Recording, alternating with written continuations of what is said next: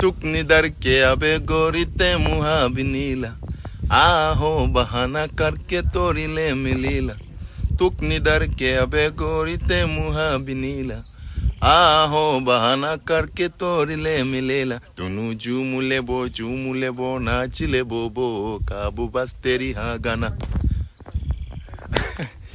Hello दोस्तों स्वागत है हमारे नए वीडियो में। तो दोस्तों बस्तरिया गाना जो कि हमारे छत्तीसगढ़ में ही वायरल था, अब वह पूरे प्रदेश भर में वायरल हो रहा है, जिसका कारण है किली पॉल, जो तंजानिया के रहने वाले हैं। इनके कारण आज छत्तीसगढ़ी गाना बस्तरिया गाना को पूरे सोशल मीडिया में वायरल हो रहा है। किली पॉल सोशल मीडिया इन्फ्लुएंसर है, जो कि टिकटॉक रूल्स वीडियो बनाते हैं। उनकी इंस्टाग्राम पर 6 मिलियन फॉलोअर्स हैं। ये भारत में काफी ज्यादा फेमस है, तो इन्होंने एक लिपसिंग सॉन्ग भी बनाया है बस्तरिया गाना पर, और उन्हें ये गीत इतना पसंद आया कि इन्होंने बस्तरिया गाना एक छत्तीसगढ़ी गीत गया। इस वजह से पूरे सोशल मीडिया पर हमारे छत्तीसगढ़ का ये सॉन्ग वायरल हो रहा है, और उनकी गीतकार है हिरेश सिन्हा और उनकी पत्नी।